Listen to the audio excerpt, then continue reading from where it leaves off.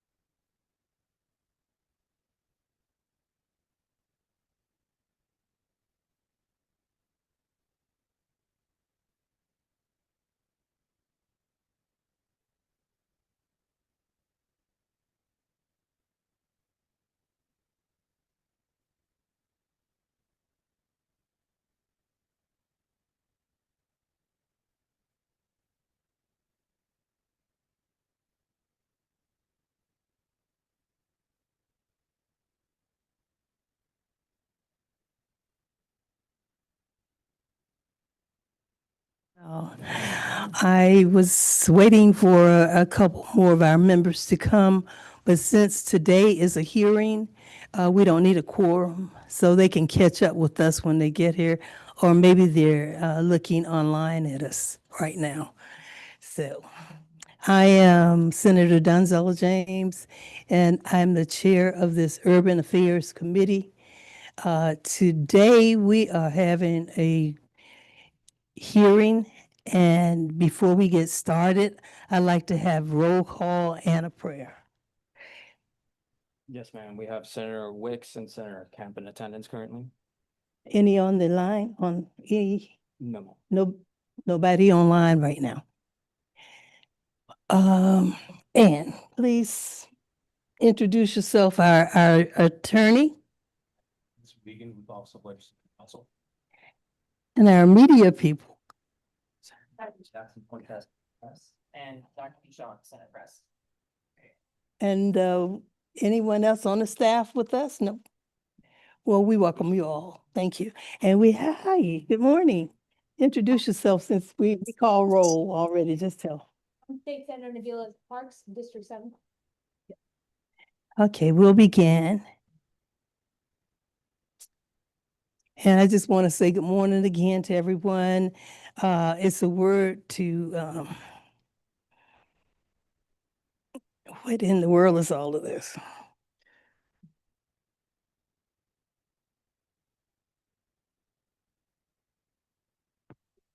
Thank you. They want me to announce that nobody has to stand if you're outside in the hallways or en route in this building. Please come in. There's plenty of room here in room 450 of your state capitol. And you cannot find, if you can't find a chair once you get here, let us know. We have an overflow room, and maybe, perhaps, people are on the way, and we will have an overflow room as well. I know that we have a lot of testimonies ahead, and it's a matter of great public significance that so many people may want to speak. So please understand that we will do everything we can to hear everyone who wants to come and speak. But please sign the list right now at this time so we can get started. Senator Rashad Kemp, Senator Wick is going to open us up in prayer for all who believe. Dear Heavenly Father, thank you for this day. Thank you for the breath in our lungs. Thank you for the purpose. Thank you for the place in our hearts. Thank you for the path that you laid before us. Lord, thank you for the strength in the time of weakness. Thank you for the weight of our responsibility. Feel us heavy. Remain with us, Lord, that we carry each and every day. Be our rock, be our refuge, and our steady hands. Guide us, Lord, with the wisdom, the discernment. Let us make the decisions. Let us be a vessel in a time of storm. These and many blessings I ask. Amen. Amen. Praise God. I've convened this hearing to discuss a matter of great importance to all of us, and especially to the women of Georgia. The 6-week abortion ban and its effects on reproductive health care in the metro Atlanta and across this great state. I must note that today is the 3rd anniversary of the United States Supreme Court's Dobbs decision. That decision overturned Roe versus Wade and allowed Georgia and several other states to put in place cruel abortion bans that have killed women across the country. Here in Georgia, we have 2 examples of this last year, both Amber Nicole Thurman and Candy Miller.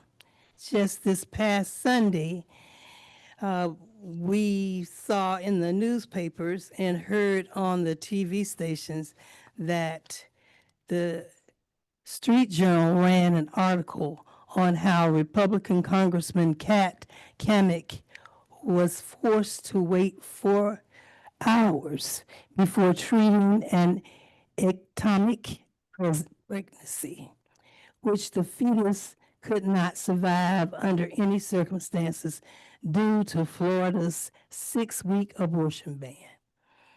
Those laws have created a health care crisis for women across the state.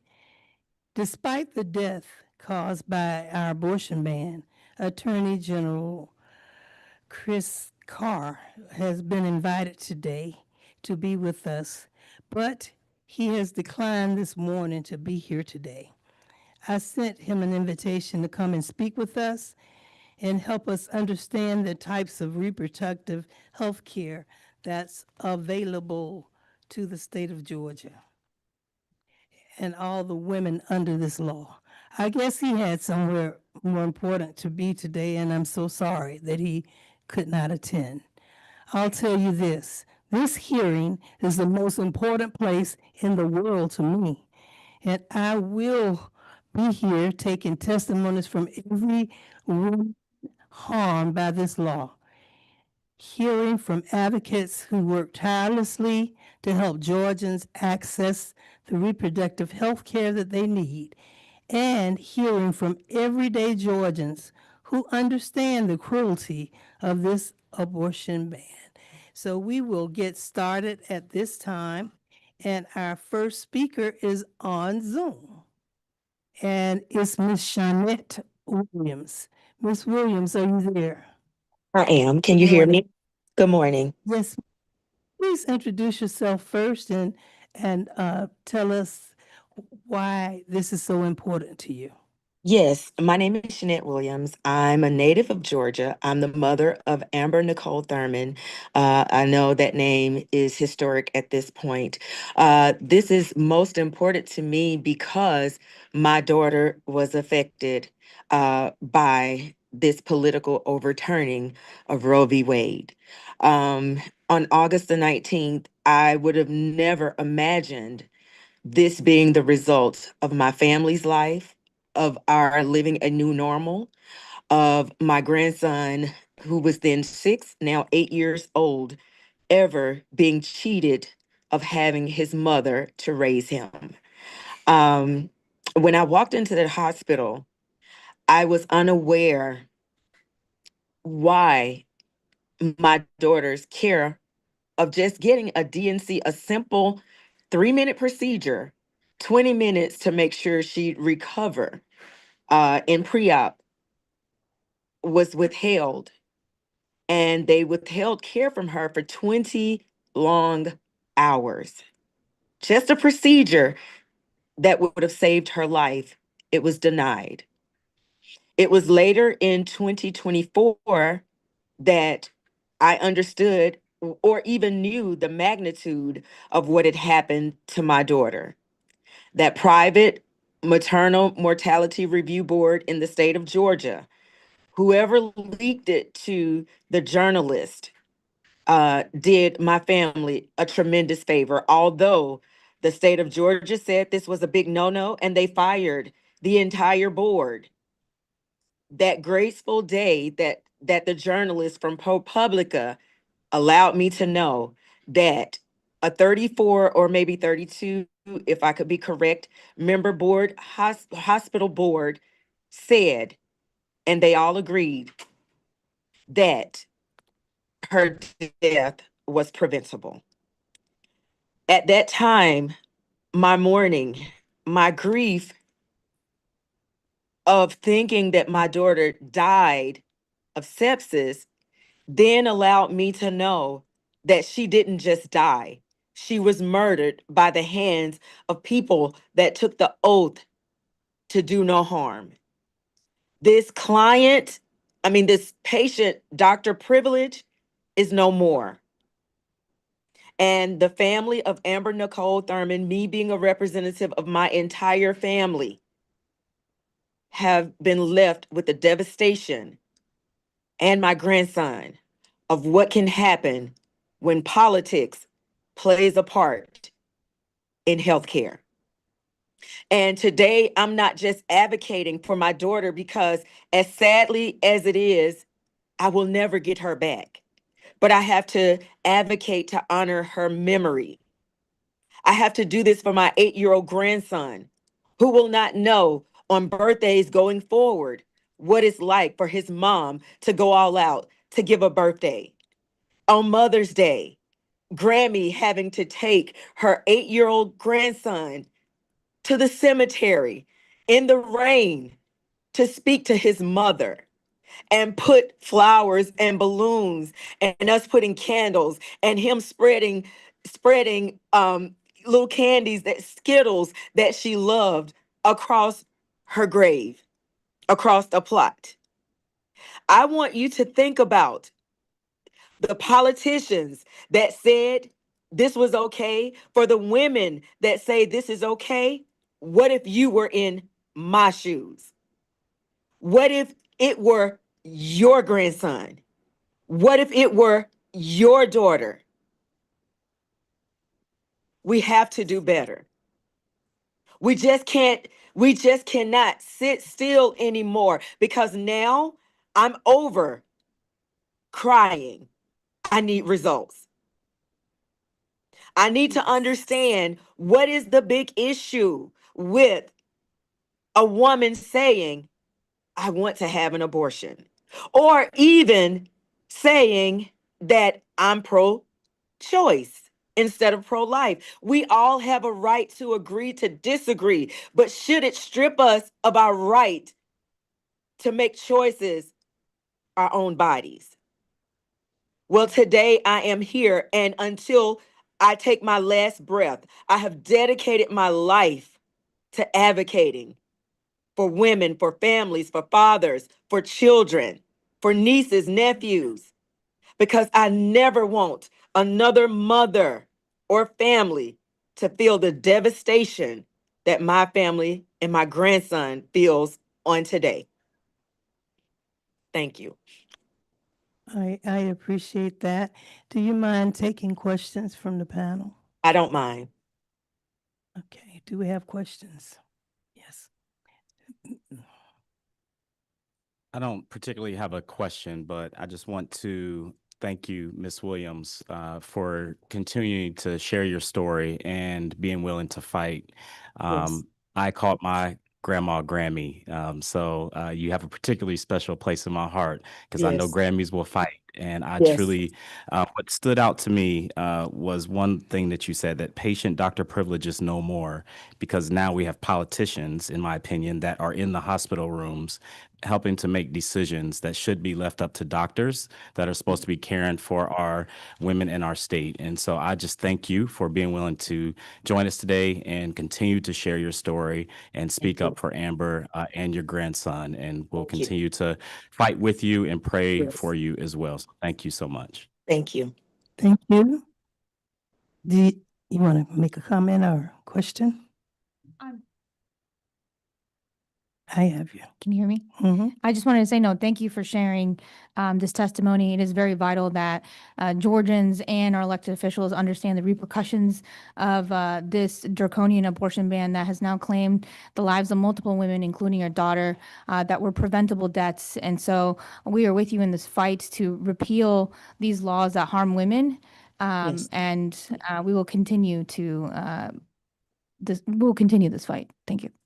Thank you. Now, I do Any know, other I'm questions? sorry, Go the ahead, questions ma'am. may have to, you may have to forward them to Alicia, because I am in Washington. So I took this because I wanted to, this was important to me, but I am on a really hectic schedule here in Washington. Okay. So anything else, please forward it to Alicia, and I promise, whatever, I'm in this fight, whatever y'all need from me, wherever I need to be, I've dedicated my life. We appreciate you coming on and sharing your testimony to us all. And I want you to know you're not alone.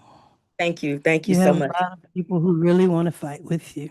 Thank you And so I know much. how you feel as a mother who lost a son my second day years ago in the Senate. He Mhm. had a crash, so it was different.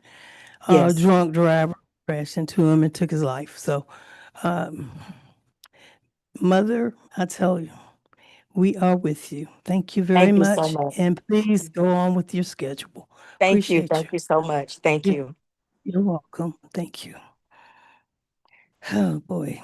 Casey, Marushak, is she here? Yeah, hi, come on up and take one of the seats here, number 2. Okay, where is she? Thank you for coming, and you'll have a few minutes to speak, and I hope that you'll take any questions that we have. Yes, ma'am. Thank you. Thank you for having me here today. My name is Casey Marushak, and I'm here today not just as a grieving mother, but as a voice for women who have suffered in silence because of the unintended consequences of Georgia's abortion laws. What happened to me is not rare. It is not an outlier. It's happening every day. 1 in 4 women experience a miscarriage. Over half of them need medical intervention to complete it safely. This is not a political issue, it's a medical one. And yet, what I went through proved just how dangerous it is when politics interfere with health care. Allow me to share my story with you. We lost our baby.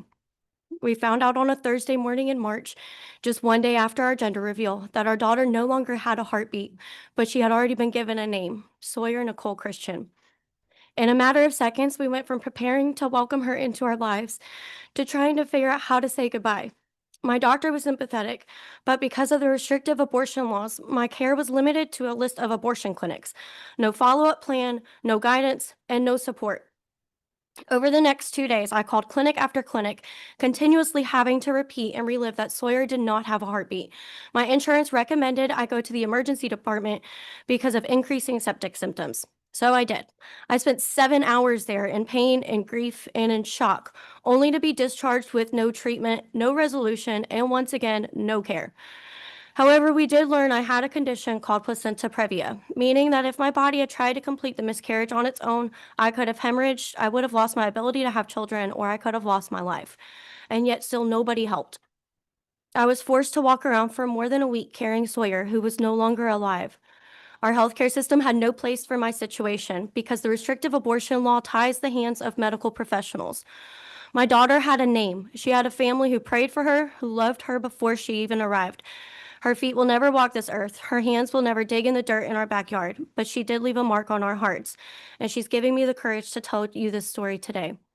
My story is not unique. I am not alone. I am one of many women who have been failed by a system that does not see us, does not protect us, and does not trust us to make decisions about our own bodies. The government does not belong in women's healthcare. It does not belong in our grief, our decisions, or our exam rooms. This issue will touch every family in some way, someday. When it does, I hope things are different. I hope your daughter, your sister, your niece, or your friend is treated with the care, respect, and the urgency that I was denied because I was failed by policies that value politics over people, by a system that does not trust women to know their bodies, their pregnancies, or their pain. I am not here to debate the morality of abortion. I'm here to speak for the urgent need for clear medical exceptions that protect women in crisis. Doctors need the legal clarity and the freedom to act quickly when a woman's health is at risk, not after she is on the verge of sepsis.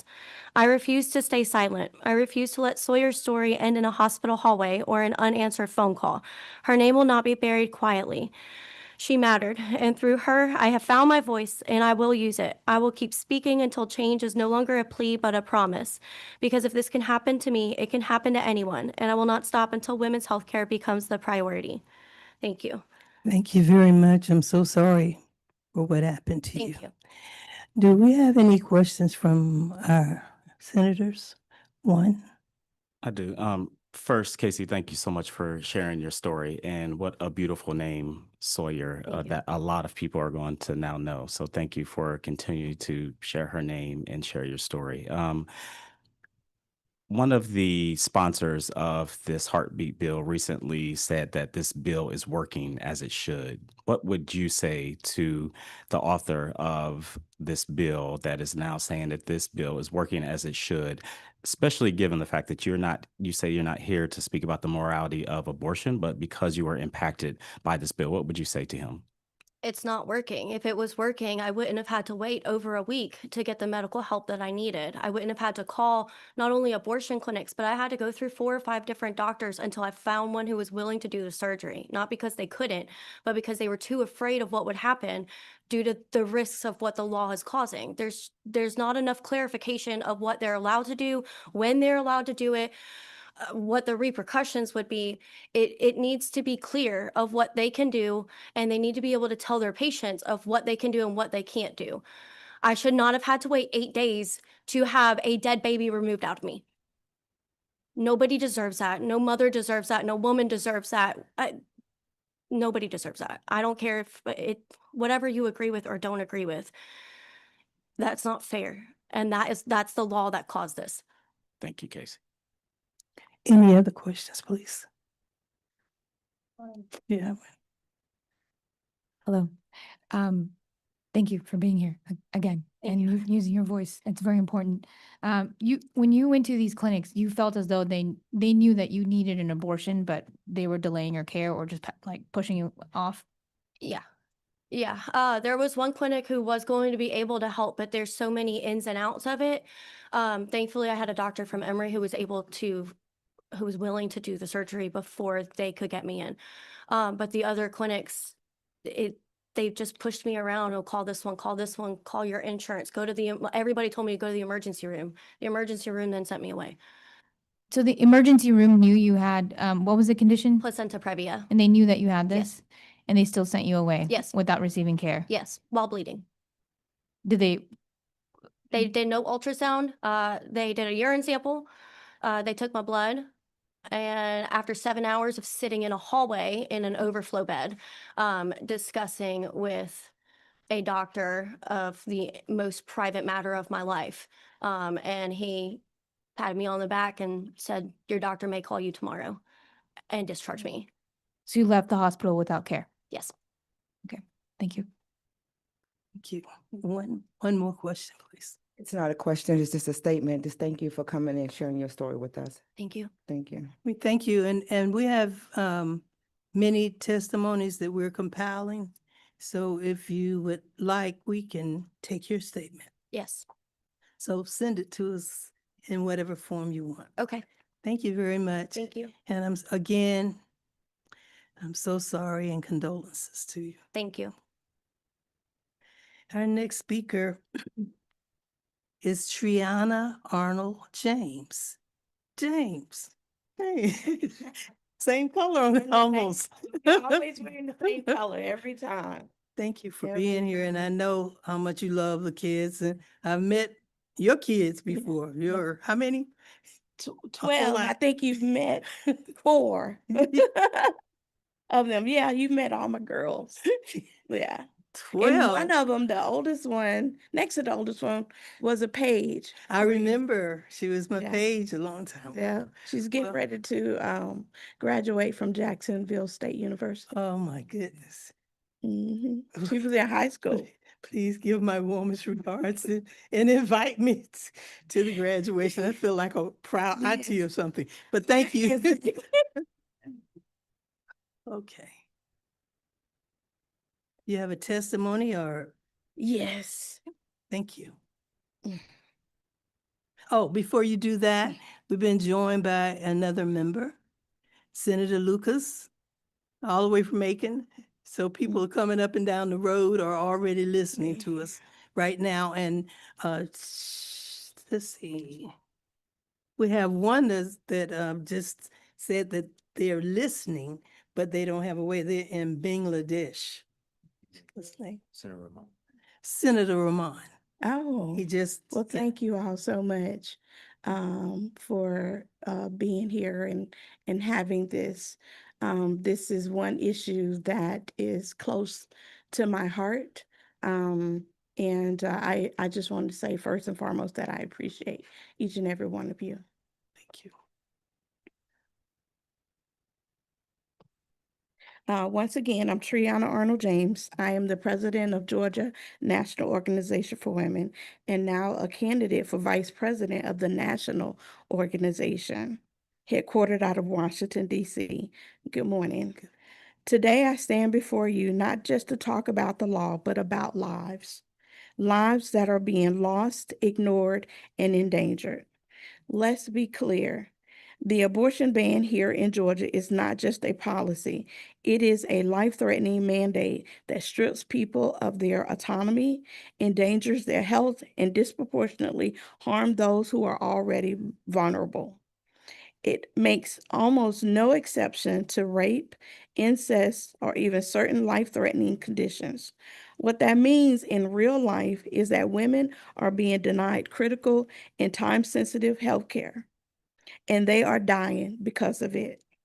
Let's talk about the medical reality. Pregnancy is not a risk-free condition. I myself is a mother to 12, 8 boys and 4 girls, all out of the house. Once again, I'm a mother, I'm a veteran. I signed that dotted line that I will support and defend the Constitution of the United States against all enemies, foreign and domestic. It can cause hemorrhage, preeclampsia, infections, and a mental health crisis. For some women, especially Black women in Georgia, who already face maternal mortality rates 3 times higher than white women, being forced to carry a pregnancy to term can be a death sentence. Doctors in Georgia are now afraid.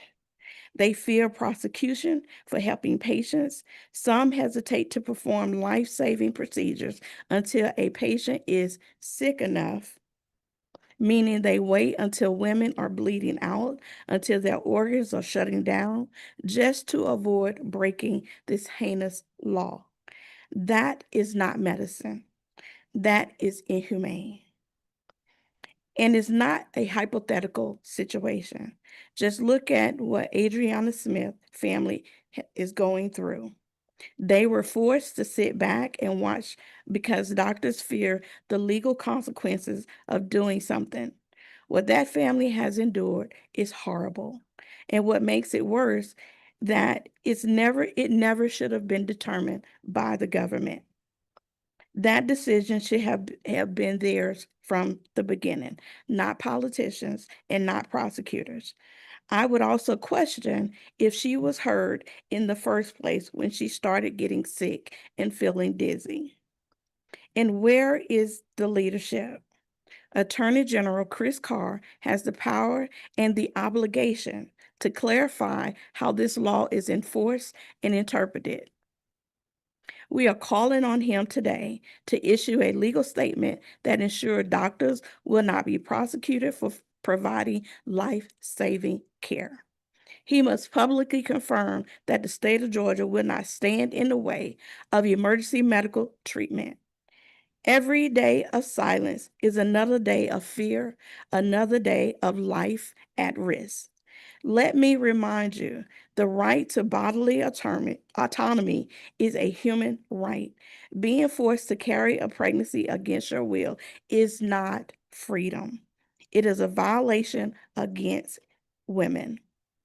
Let's also be honest about who is hurt the most: poor women, rural women, women of color. These women, along with myself, often don't have time, money, or resources to travel out of state for care. They are trapped by geography, by poverty, and now by law. What's worse is that these laws does nothing to support families after birth. If you care about what's in the womb, you should care about what's going on outside the womb. There's no guarantee of health care, no paid leave, no child care support. This isn't about life. This is about control. So I say this out of anger and out of love. Love for women who deserve dignity, love for the doctors being silenced, love for the families being torn apart. And we must not be silent while this happens. We must demand legislation that trusts women, protect our lives, and uphold justice. And we must demand that Attorney General Chris Carr speak up now, not later, but now, to protect the health and legal safety of patients and providers alike. Because no one should suffer, no family should suffer, and because their state has turned their back. Thank you. Thank you very much. Any questions? No? We want to thank you and the National Organization of Women for standing with so many to try to turn this law back around. Yes, and there's one question. Go ahead, please. So as you know, we been very outspoken in asking the Attorney General for a formal legal opinion of what this law does and does not do. And you're saying here today that a legal opinion would clarify what this abortion law is intended to do, because right now it is confusing, and it is confusing for not only patients, but also our hospitals and doctors. Yes, and it's very vague. And I was here when the representative introduced the bill. And I remember him being on the floor talking about the difference between a 21-day cycle and a 28-day cycle. And I asked him 2 questions. Is it any chance that you might be pregnant? Or when was the last time you had a period? Because those are the questions I get asked when I go see my OBGYN. You do not have the right or the privilege to say anything about the body of women. Thank you for sharing that. Thank you so much.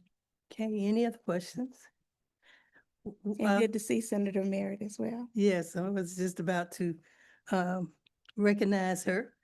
Thank you very much for joining us. You want to say your name for everyone? Good afternoon, everyone. Senator Nikki Merritt, and happy to be here for this important conversation today.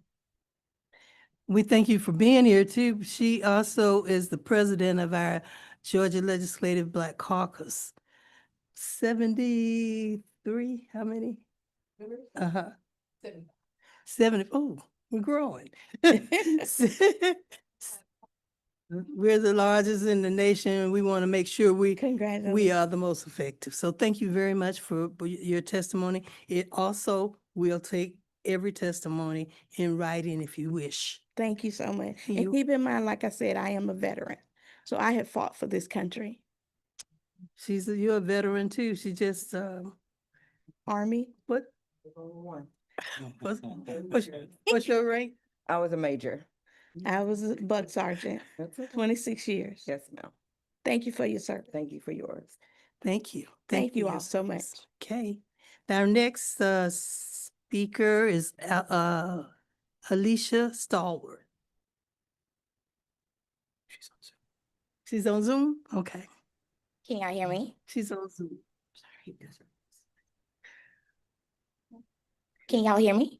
And Allison Kaufman also here Hear you. on Zoom. Okay, yes, you can. Great. Sorry, she's- y'all. A bunch of us are here in DC for some activist summits that are happening. I want to thank y'all for finding the time to have this very pivotal and important conversation. Thank you for knowing the importance of this. I want to definitely thank Shanette Williams. Thank you, KC, for sharing your story. I will tell you, like, hearing you talk about Sawyer and your family struggle is once again a reminder of like why we show up and do this work every day. And thank you to everyone else who was in the room who I cannot see, and I may not hear all of the stories, but know that we value you taking the time and to share your stories, and not just a story, because honestly it's trauma, with us, so that hopefully we can build a better Georgia for everyone. Introducing myself, sorry. My name is Alicia Stallworth. I'm the director of Georgia campaigns at Reproductive Freedom for All, Georgia. Today, as we remember the deadly decision to overturn Roe v. Wade, we are reminded that we cannot let our guard down in the face of anti-abortion extremism. Since the Dobbs decisions, Republican lawmakers have raced to ban abortion in the states. And honestly, they created an America where pregnant people simply cannot control their own bodies or lives. And we know here in Georgia, after Roe was overturned, Attorney General Chris Carr immediately filed a notice requesting the reversal of the 11th Court Circuit decision. So with Georgia's 6-week abortion ban, we know that most people don't even know they're pregnant. And that's a real issue here that we are encountering. The number of calls that I'm getting from people trying to seek care is astronomical. And as a result, to go even further, hearing from people like Casey and even Miss Shanette, is that people are being denied abortion care even in emergencies. Amber Nicole Thurman and Candy Miller, these are women sorry, I'm so emotional. I cannot believe this right now. These are women who died preventable deaths because Trump orchestrated the end of Roe v. Wade. And Governor Kemp and Attorney General Chris Carr ensured that the freedom to access abortion care in Georgia was stripped away. I mean, just this month alone, we've heard someone else mention Adriana Smith, how she was finally taken off life support after being forced to continue her pregnancy while brain dead. Her family called this experience torture. We have to keep remembering that. And that despite seeking medical care twice before, she was still denied the care as needed. The bottom line is when I go to the doctor for care, I expect to be treated. And that is not happening in Georgia. This is why abortion bans do not work. This is not a conversation about weeks. This is not something that should be litigated in the court of public opinion. People are dying, and we cannot afford more restrictions on life-saving care. Georgia has one of the highest maternity mortality rates in the country, which most of you probably already know. And just to say again and again that Black women are bearing the brunt of these laws. All members of the Georgia's Maternal Mortality Committee were dismissed by the state following the report that ProPublica released. And that was a clear targeted attack against those people trying to alert us of what was happening. This attack was meant to silence us, silence the consequences of Georgia's extreme abortion ban. If the very people tasked with examining maternal deaths are silenced and removed, how can we trust that any effort to reduce maternal mortality is really effective? We need full transparency, starting with mandatory public reporting. Georgians deserve to know what's happening. That's the only way to hold decision makers accountable and understand the true toll of these dangerous policies. We also need the passing of the Reproductive Freedom Act. And in our state, Governor Kemp has refused to expand Medicaid. This is cruel. We've seen the data. Medicaid expansion will keep the hospitals open at a time where they're rapidly closing. But most importantly, it will also help lower maternal mortality rates because more people could access prenatal and postpartum care they need. And so I think it's very, very important to state, given the attacks that are happening at Medicaid on a federal level, that could possibly come down any day now. And we know the consequences of gutting Medicaid in Georgia, and we cannot let this happen to our national budget. And they're not just attacking our rights regarding the budgets, they're also undermining EMTALA. It's a federal law that protects abortion care. In a state like ours, this is vital. And this action by the Trump administration made it clear they don't care if people suffer or die. What they do nationally opens the doors for our state lawmakers to pass even more deadly laws. In Georgia, we've already seen the horrible consequences that people are facing. Amber Nicole Thurman was forced to travel out of state for abortion and died after experiencing complications once she returned home. She had to go out of state, y'all. Her emergency medical care was delayed because doctors feared that they would face repercussions due to the abortion ban. Most Georgians have to travel 4 to 5 hours to receive abortion access, creating financial strain due to transportation costs, time off work, and childcare needs. Let me be clear. Republicans create all of these additional layers of confusion and remove critical protections. More women will continue to die. And these people, we may not know their names. We are living through remarkably dangerous times, and this is our moment to act. Our rights are not safe under this administration or under Governor Kemp and Attorney General Chris Carr. This includes our abortion rights. In order to protect the safety, health, and dignity of all Americans, we need access to reproductive freedom. Thank you for the opportunity to share what we have seen and what we have heard from over 100,000 of our members here in the state of Georgia.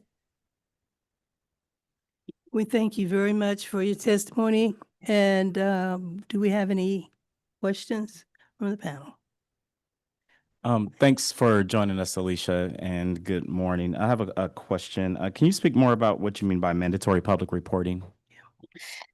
So currently with the Maternal Mortality Review Committee, they do not have to report out their findings. It is not mandated at all. They do have to let the governor know, but the public does not have to have access to any information. So in the years that they have released like a 1-pager or 2-pager, it's been at the whim of the committee. Got it. Thank you. Thank you. Any other questions, please? Thank you so much for coming before us. We still might, hopefully will, after January, call on you again. Hopefully we can have something moving forward. Thank you. Have a Thank great you. week. Thank you, you too. And we have been joined by our minority leader. Would you like to introduce yourself? Thank you, Madam Chair. Harold Jones out of Augusta, Georgia, Minority Leader, Democratic Caucus. I want to thank you for having this hearing here and look forward to some good information. Thank you so much. Thank you for being here. Is Allison Kaufman here? Oh, hello. I would have called on you before. I didn't know you had arrived yet. Please come forward. We would like to hear from you. Okay, Attorney Kaufman. They can come up. Let's try to get in front of a mic in case you have this one. Thank you. All right. Can y'all hear me? Yeah. Thank you all so much, Senator James, for convening this space and inviting us to testify today. My name is Allison Kaufman, and I am the Executive Director of the Amplify Georgia Collaborative. And I want to start off today by sharing my story because for many of us, this is deeply personal. Nearly 4 years ago, I gave birth here in Georgia, and my pregnancy journey began with 2 miscarriages, one of which required a D&C procedure, which is the same procedure that 2 years later, Amber Thurman was denied and as a consequence died. When it was finally time to welcome my son Earthside, my birth did not go according to plan, as so many births don't. My placenta got stuck and I rapidly hemorrhaged. As I was going in and out of consciousness, the doctors and nurses acted swiftly, administering various treatments, including giving me the medication misoprostol, which is also used in the provision of abortion care. And many are moving to further restrict, making it harder to use it for life-saving care like I received. With a combination of luck and privilege, I survived my first son's birth, but as we have heard, not everyone is so lucky, especially in the state of Georgia and especially Black birthing people. I share my story not because it's unique, but because so many stories will never be heard. These experiences are deeply personal, and we shouldn't have to publicly grieve.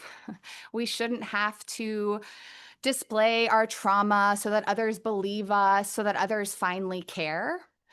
The truth is that this could happen to any of us. This could happen to anyone in our family. And abortion bans and restrictions harm all pregnant people, not just those seeking abortion care. And if we don't repeal these laws, it will only be a matter of time before we all personally know an Adriana, an Amber, a Candy.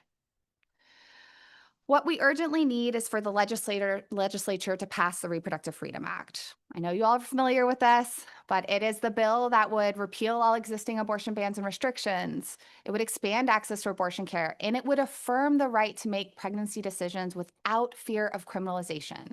And that is so important because it is this fear of criminalization that is stopping people from seeking care that they need and tying the hands of providers from providing life-saving care.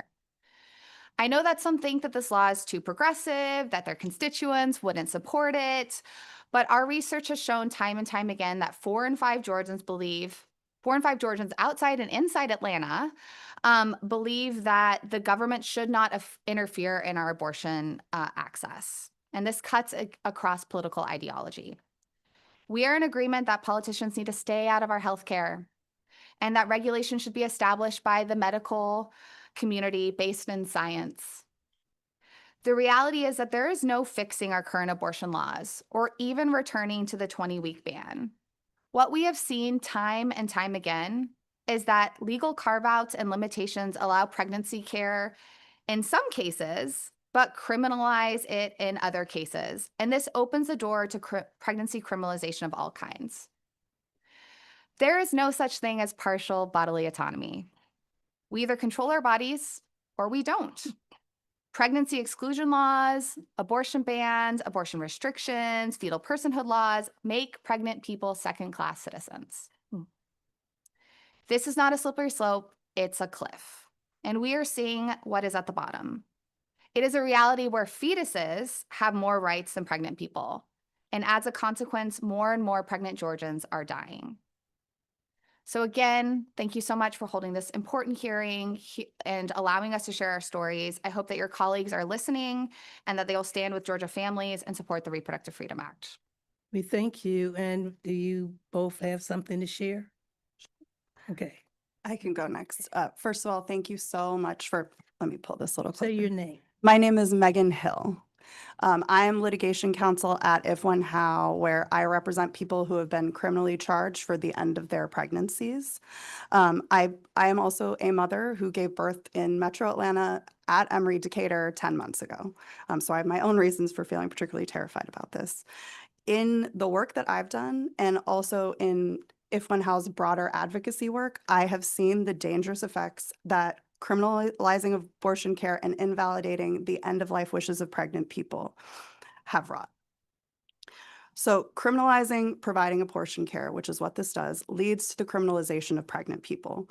What we have seen across the country is that when people lack access to clinic-based care, they either have to leave the state, which is cost prohibitive and not accessible to many people, or they have to self-manage their own abortions. Self-managing means that somebody orders pills and manages that at home, which is becoming, as we know, more and more common because people cannot access clinic-based care here in Metro Atlanta. It's also, we know from research, is safe.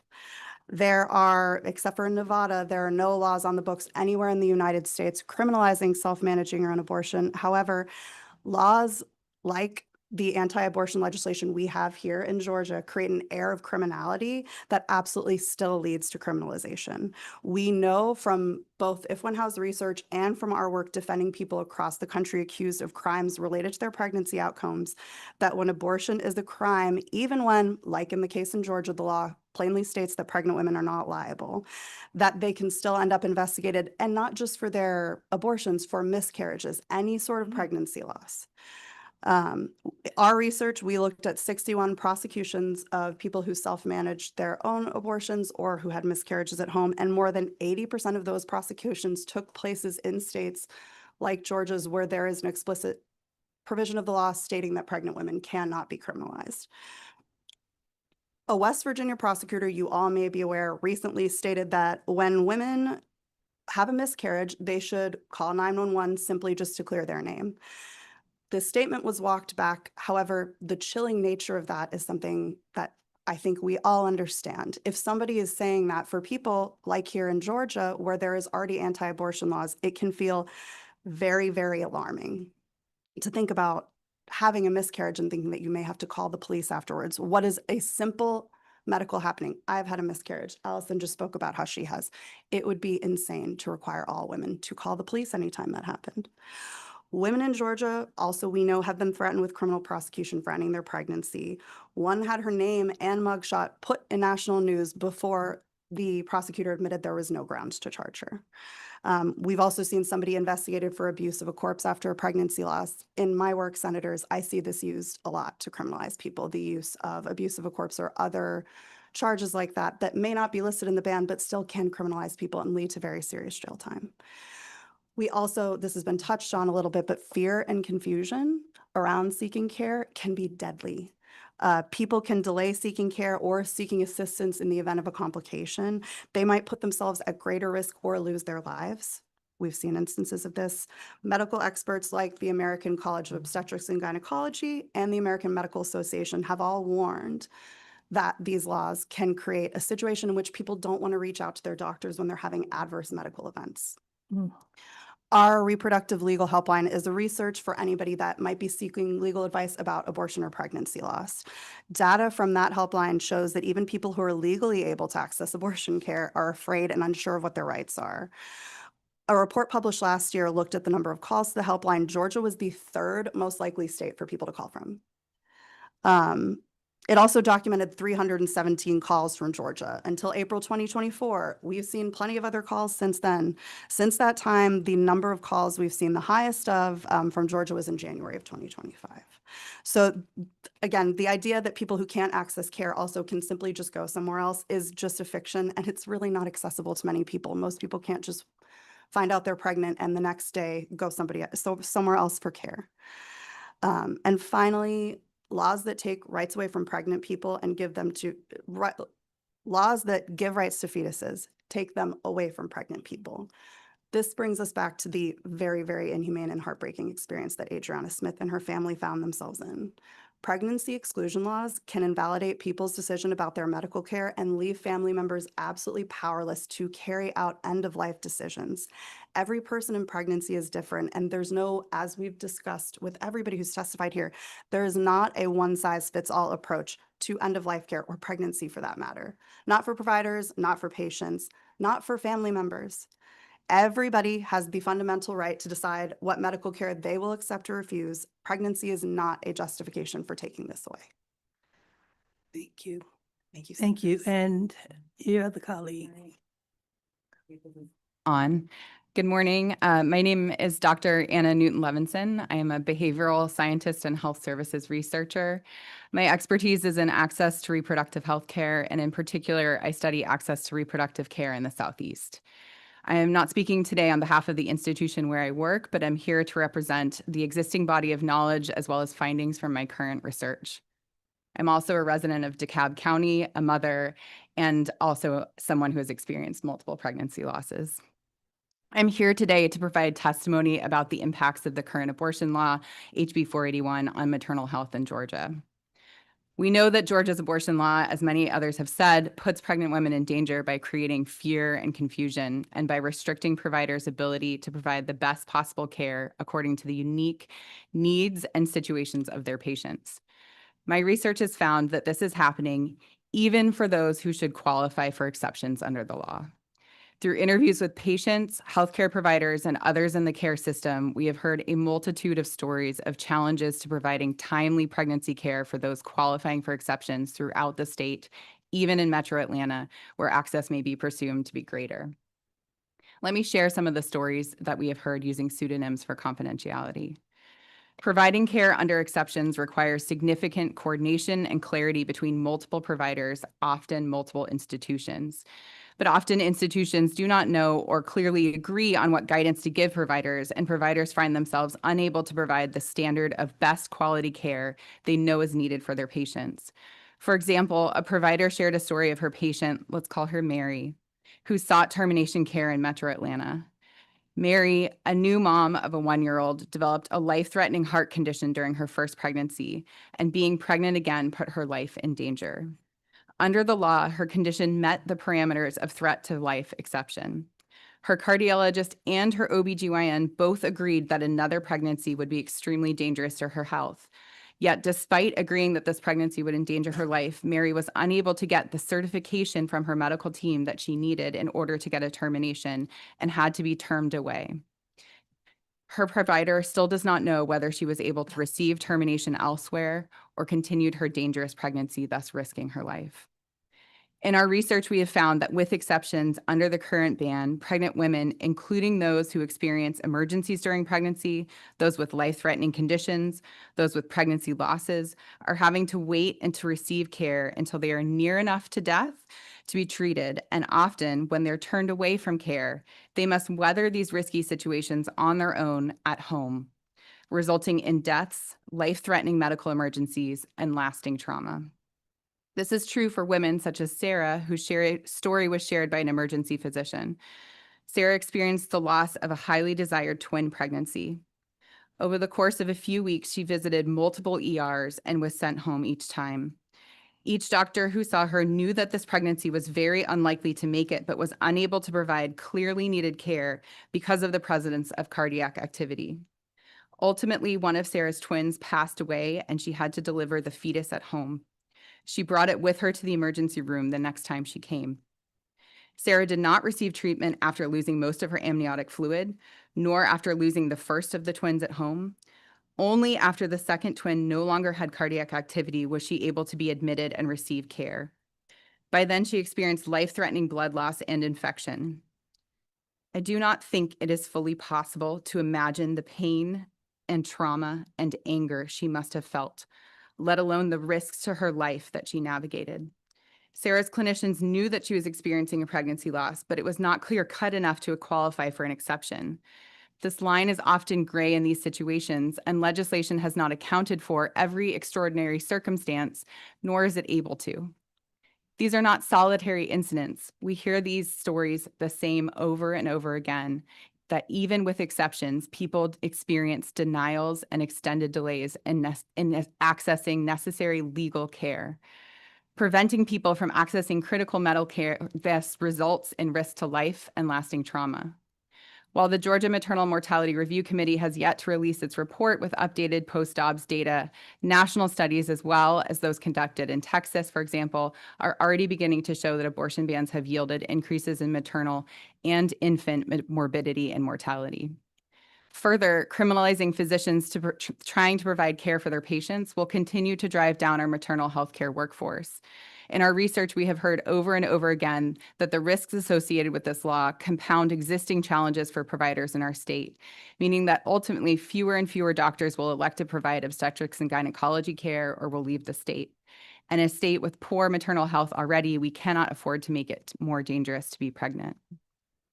I hope that you can see how truly terrifying it is to be pregnant in this state, where if anything goes wrong, you could be forced to bleed in a hospital waiting room for hours, be forced to give birth to a child you know won't survive, or have a condition that puts your life at risk and not know whether you will be there to mother your living children.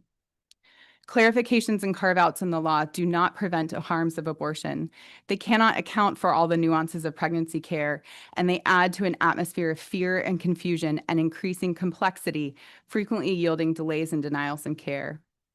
We need to be protecting the health of pregnant women and their families, not seeking to criminalize them or put them in further danger.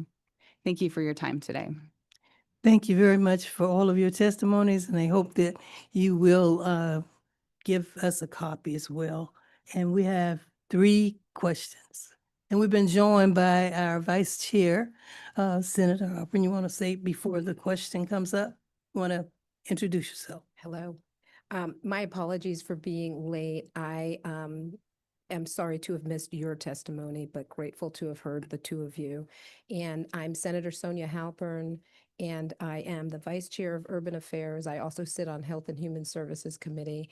And as a mother of 3 who myself have also experienced a miscarriage in the past, I know that oftentimes we get up and we go about our life and dust off, but that doesn't mean that the realities of pregnancy is that it is a miracle, and every step along the process, while we can celebrate the end result, which is that beautiful baby at the end, every step along the process has risks.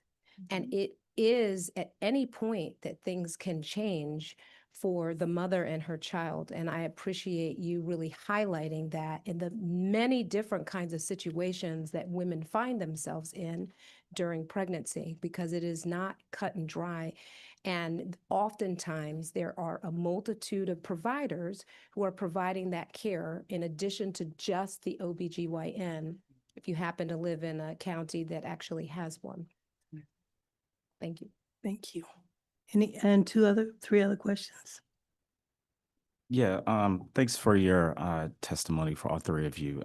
Doctor, you mentioned in the case of Mary that her doctors agreed that this would be potentially life-threatening pregnancy, but she couldn't get the certification. Can you speak a little more about that? Like, if the doctors agreed, why wouldn't she be able to? Yeah, and Still do I'll it. put the caveat that I did not interview those specific doctors. I interviewed the provider that was trying to provide her the termination of her pregnancy.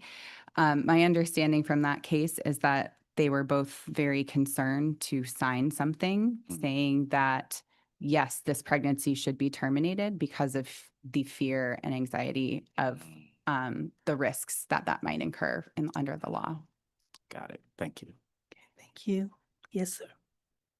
Oh, Right. and then Senator Lucas. You mentioned that 80% of the prosecutions of women are in states where we have laws that's technically say women will not be criminalized. That's correct. And what are, I know you described some of those cases, but can you just briefly like mention what type of scenarios lead to criminalization? Absolutely. I'm happy to touch on that. So in our cases, we see a lot of, we do see people, we've talked about self-managing, ordering pills. We also have people who just have experienced miscarriages or pregnancy losses. And this is really to kind of come back to like, even with clarification from an attorney general, when you have anti-abortion laws on the books, it can be really bad. Because in those instances, like in Oklahoma, the Attorney General Drummond did release a statement clarifying that that law, specifically only that law, again, could not be used to charge pregnant people. We still have people in Oklahoma being arrested for abuse of a corpse, which is very frequently a charge that we will deal with. But we've also had people who've had stillbirths and been charged for manslaughter, murder. The issue is that when you are criminalizing other care and you are creating that air of criminality and that air of sort of suspicion, like this person had a stillbirth at home. What could they have possibly done to cause this stillbirth? What could they have possibly contributed to this? Were they doing something they weren't supposed to be doing?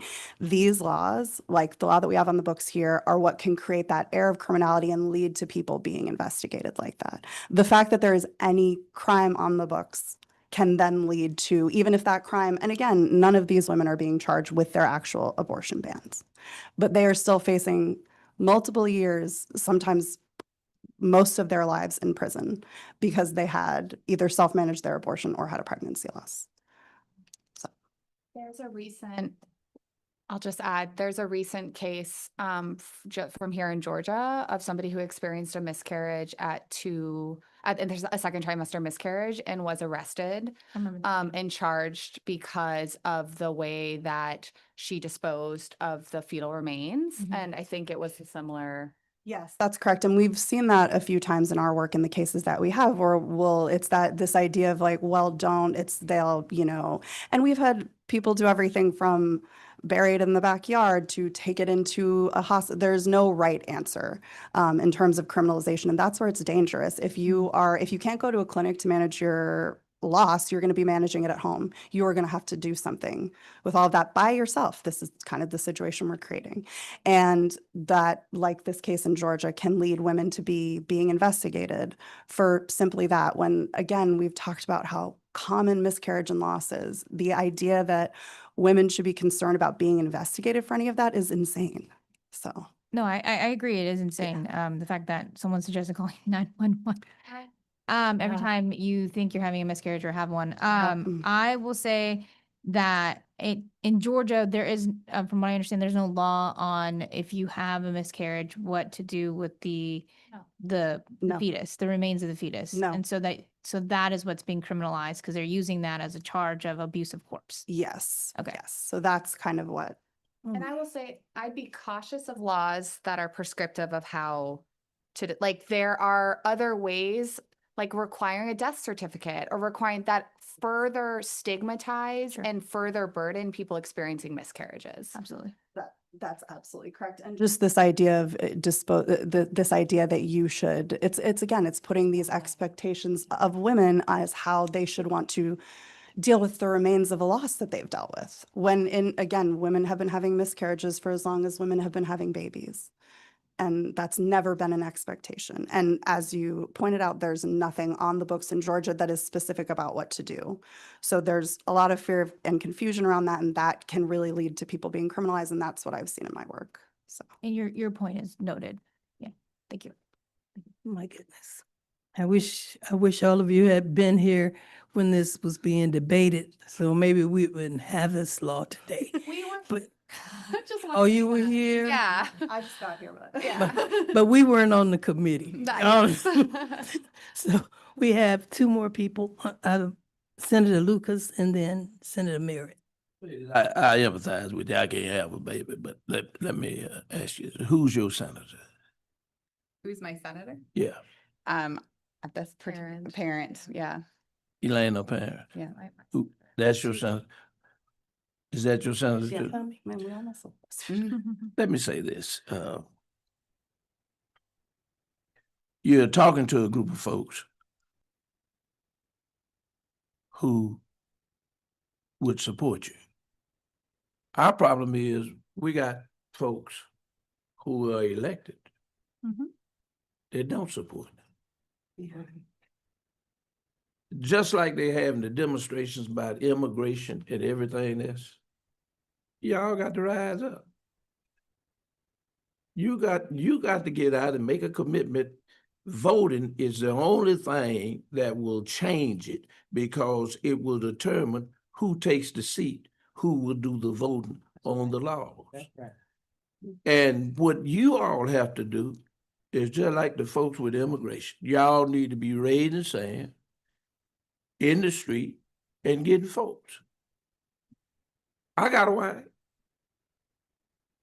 Who you think I'm gonna listen to? My wife. I'm sorry to answer.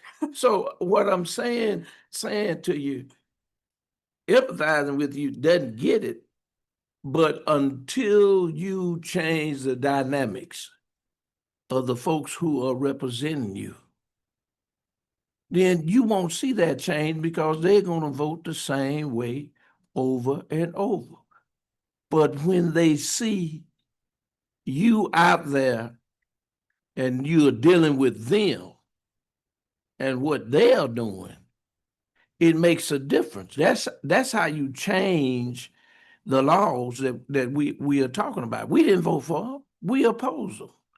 But the problem is with enough of us that think like you are in order to oppose the law. And that's where the problem comes in. And it's happening all across the country. I mean, people are talking about the president and the constitutionality of him bombing Iran, those kind of things. Listen, when you all stand up and you show the media as well as the general public where your stand is, and then sometimes you just have to threaten folks. Well, that's all right. We'll see if we can't keep you out, like Donald Trump threatening the guy, the Republican who's talking about the constitutionality of what he did. Now he's primarying the person. Y'all got to do the same thing. You voting is the key to all of this. When you look at how many folks in Fulton and Cab didn't vote in the last election, you have to make a decision on how you get it done. Voting is the only way. That's how we get elected. We have to campaign. And if I was a senator, which I am, and folks were jumping on me about it, where am I going to be? I'm going to be with the people. But the problem is you don't have that many legislators. Everybody's drinking Trump Kool-Aid. And what y'all need to realize is the only way to change that narrative is to get up, stand up, and raise holy H-E-double-L. Thank you very much, Senator. And we have two more. Well, Yes. Thank you, Madam. mhm. I guess it's for Megan. You're our only attorney. You're our attorney here. Yes, I am. And I do wish AG Chris Carter was here to answer his own questions, but just looking at his response, it seems like he is threading the needle in this case with Ms. Smith. And maybe you can give me clarification on the contradictions that apparently he has. And I think it truly kind of supports problems with the abortion ban bill that we have, because he can't even seem to interpret correctly what doctors should and should not have done. And I'm just, something he's stating, he's hanging on the Life Act, whatever it is, does not require medical professionals to maintain life support for a woman that's declared brain dead, even though the doctors kept saying we are trying to follow the abortion ban bill. And now this is a contradiction to even, he's kind of pushing back against what the doctors decided. So could you speak to that a little bit, this contradiction that he is even having, and what dealing in your cases in law? So I want to talk about a couple things. So first, I want to talk a little bit about the pregnancy exclusion law, which does come into play when we talk about Adriana. So pregnancy exclusion law is the idea that if you are pregnant, you don't have the same rights to your end of life care. So if you have a DNR, if you have specific end of life wishes, should you be in a situation like the one we had with Adriana, that you cannot have that carried out. So that is a piece of kind of what's going on there. And I think that comes in with Adriana. But the idea, if we come back to the abortion ban, the idea, again, we come back to criminalizing care in any way, or creating laws that are specific about when women do and do not access care, are not going to work when it comes to a healthcare decision. The fact that this has happened, we haven't just heard Adriana, we've heard other people testify here today that they were in line with the abortion ban and they still tried to seek care and they still had doctors afraid. I'm an attorney. A doctor isn't an attorney. These are people that are trying to make decisions on the fly. So I think there's like two pieces of that. There are two different things going on in that there's the pregnancy exclusion that does, in addition to the abortion ban, create problems in a case like Adriana's. Also, again, we've all talked about this. When you have laws criminalizing care for pregnant people, it's going to create these problems. People get scared. Nobody wants to go to jail. I was a public defender. I used to have prosecutors that would be like, I don't understand why your client won't take, people don't want to go to jail. People don't want to go to jail. I don't want to go to jail. That's a very, very real thing for a lot of people. And particularly with the anti-abortion law saying that if a provider does this, that's the provider looking at that law and saying, well, I don't want to mess this up. Anytime that we have criminalization or specifics like we do in this abortion ban as to when people can and cannot receive care for what is a life-threatening decision or something that is such a fundamental right like end-of-life care, that's a problem. In that it shouldn't be handled by the law. It shouldn't be handled by the legislatures. We shouldn't be having to go to Chris Carr in the first place to ask questions about this. Thank you. Thank you. And a rebuttal by Senator Park. I don't know if we call it a rebuttal, but just following up on Senator Merritt. So I wrote a letter to the governor to have him ask Chris Carr for a legal opinion, and I agree with you. We shouldn't even have to be asking for legal opinions. Yeah. But I had asked a couple questions. Under Georgia law, is a hospital legally required to maintain a brain dead pregnant woman on life support in order to continue gestation of the fetus? The second question I asked, under Georgia law, what are the precise definitions that constitute a medical emergency? Third question, under Georgia law, women are allowed to have an abortion when a fetus is incompatible with life. However, the law lacks a list of conditions that would meet that threshold, incompatible with life. Can a list of qualifying diagnoses be provided? And under Georgia law, how is the planning of advanced directives impacted by this law? So, for me, I mean, and I think from a lot of people, this seemed like just not complicated questions to answer. Or, Yeah. I mean, it's pretty straightforward. We just want to know what the facts are so that people can know the care that they can receive under this law. As an attorney yourself, could you speculate as to why the attorney has not answered these questions? I mean, he is an attorney himself. Why would he not clarify the law when his job is to make sure that this law is being applied correctly? I mean, I can speculate. Obviously, I'm not Chris Carr. But I think that it comes, I hate to like beat a dead horse. I am going to come back to this idea that when you are creating all of these exceptions to criminalization and stuff, it can get really complicated. And which is why we shouldn't be making laws about, we should not be creating legislation that criminalizes people in the first place for this. I think it gets, I also think it might be that they don't want to answer because they don't want to have that written out and be held to that. I think the problem with anti-abortion legislation is that when you don't have anything clarified like that, it can get, and even when you do, I mean, like we did have a situation in Oklahoma where we did have an attorney general clarify the ban. And even then we still have so many questions about criminalization. So I think it gets into a thorny area when you're dealing with having to come up with all of these exceptions, because what happens when an exception that is not one that he could have thought of in that moment comes up? Chris Carr is not an OBGYN. I would imagine probably doesn't have a ton of experience in that area. I think that's exactly why we don't need these people to be making these laws. Absolutely. It should be, it should be a doctor that's able to make these calls. But I think that could have something to do with why. Yeah, no, I agree with you. It should be the doctor providing care to their patients, not the attorney general. But, I see your point that as an attorney, these are, he's, He's not going to offend the government. yeah, well, yeah. Thank you very much for your testimonies and for all the knowledge you're giving us, because many of the things we thought, but now we know what's in the law and what's not. We have our best person to ask, our leader right here, who is a attorney, and please, Senator Thank you. Jones. I was just wanting to drill down a little bit more. I understand where you're coming from, but I just want to kind of flesh it out some about why it would be better not to have a law on disposing of the remains. Because I think initially a person would say, well, hey, if we say you can do this, this, and this, that would clear it all up. But you're saying that actually makes it worse. And I just like you kind of go through that.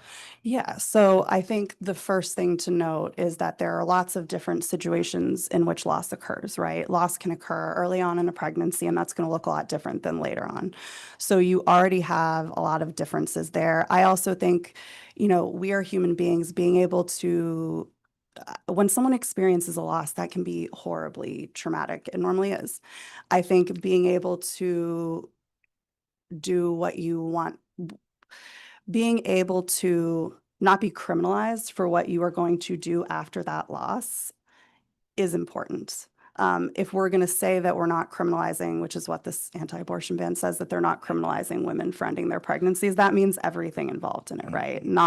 We're not criminalizing you, but the second that you have lost that fetus or those remains, we are going to be hawkeye watching everything you're doing with them. It's got to be one or the other. And also, this kind of comes back to some of the principles that I was speaking of before.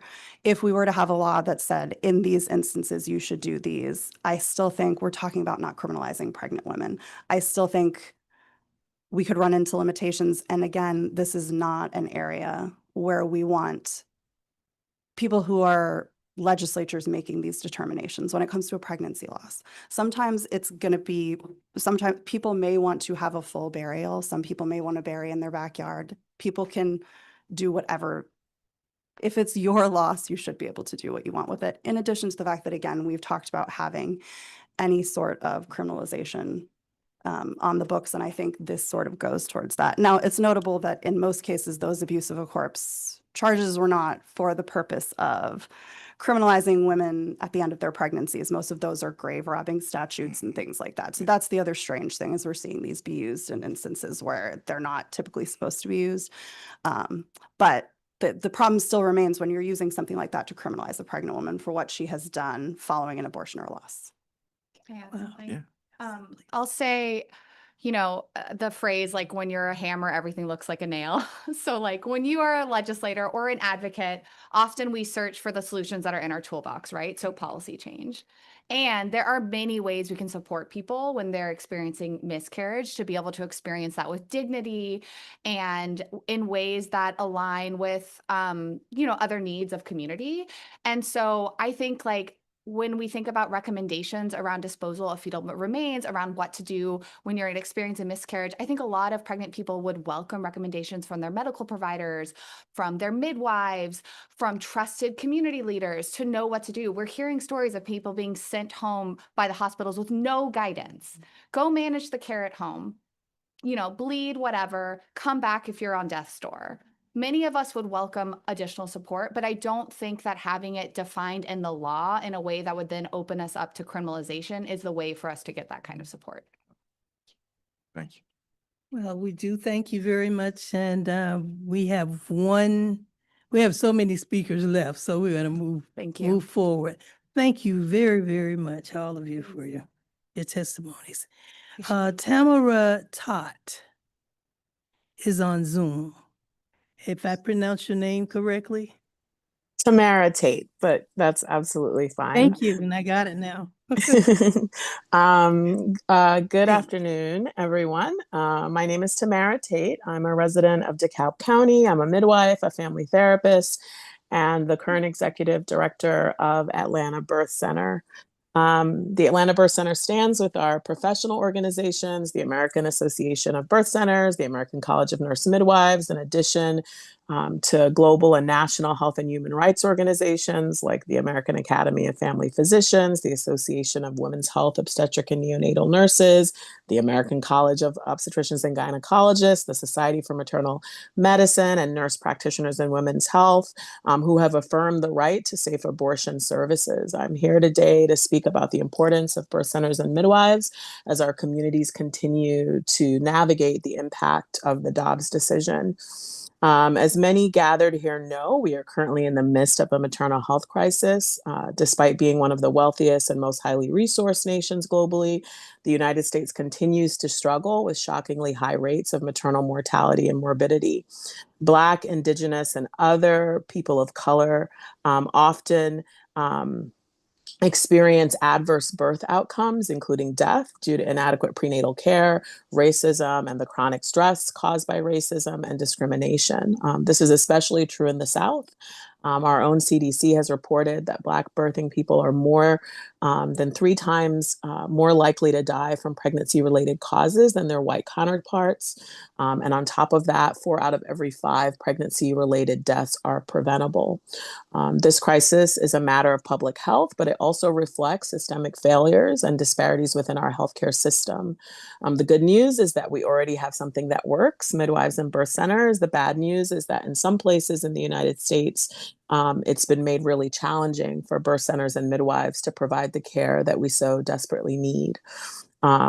Birth centers are standalone facilities that provide labor and delivery by midwives and prenatal and postpartum and newborn care for low-risk pregnancies. Currently, there are only 3 birth centers operating in the state of Georgia, despite research indicating that this model is safe and improves maternal health outcomes, including lower rates of cesarean deliveries compared to hospital births, as well as higher rates of patient satisfaction and lower overall healthcare costs. Access to midwives can significantly reduce maternal and newborn deaths, including stillbirths, potentially saving hundreds of lives annually. And investing in and expanding midwifery care is also considered one of the most effective strategies for improving maternal and newborn health globally. Research also suggests that culturally competent birth centers reduce racial disparities in maternal morbidity and mortality. The benefits of midwifery care are well documented, including more personalized care, increased support during labor, continuity of care, and more, all of which helps in reducing intervention. Midwifery care leads to better outcomes for mothers and babies, including faster recovery times, lower rates of preterm births, and reduced risks of complications. Research has shown that the use of midwives can prevent and reduce maternal and neonatal mortality rates, and midwifery care is absolutely essential in eliminating the racial disparity that we see in maternal and morbidity and mortality rates nationally. The Supreme Court decision in Dobbs versus Jackson's Women's Health Organization, which overturned Roe v. Wade, has significantly impacted midwives and birth centers, particularly in states like Georgia with restrictive abortion laws. Some of the key impacts on midwives and birth centers include an increased demand for maternity care. So The Dobbs decision, by restricting abortion access, has led to potential increases in the number of individuals carrying pregnancies to term, thus increasing the demand for maternity care services, including those offered by midwives and birth centers. There's also a strain on our existing resources. Community health centers and birth centers are facing increased pressure as hospitals and birthing units close, especially in rural areas. Here in Metro Atlanta, we know this acutely with the closure of Atlanta Medical Center at the end of 2022. This is compounded by some specialty providers in states with abortion bans being unwilling to take on high-risk maternity cases. Legal challenges and uncertainty mean that midwives and birth centers in states with abortion bans may face legal and ethical challenges related to the scope of their practice, particularly regarding management of miscarriages and providing comprehensive reproductive health counseling, provider shortages. So the decision has contributed to existing shortages of maternity care providers, including OBGYNs and certified nurse midwives, as providers may be hesitant and are hesitant to work in states with restrictive abortion laws due to concerns about legal repercussions and training limitations. And then there's been an impact on training. Medical students and trainees are deterred from seeking education and training opportunities in states with abortion bans, which will long-term potentially lead to a decrease in the number of future providers in our state. And then impacts on patient care. The decision does lead and has led to delays in receiving necessary medical care, especially in cases of pregnancy complications, as providers continue to navigate a complex legal landscape. The role of birth centers in this scenario in which we find ourselves, birth centers are increasingly being recognized as a critical resource for addressing maternal mortality crises in the United States. Many states are exploring ways to reduce barriers to accessing midwives and birth centers and increasing our availability. And we know that legal action, for example, recent legal action in states like Alabama, can reduce burdensome regulations on birth centers and create increased access to those families. So while the Dobbs decision did not directly address midwives or birth centers, the impact on abortion access and the broader healthcare system has really created a complex environment for these providers and the individuals that we serve. The increased demand for maternity care, coupled with potential provider shortages and legal uncertainties, really highlights the importance that state legislators and cities can play in expanding access to birth centers and midwives as a crucial component in maternal health care.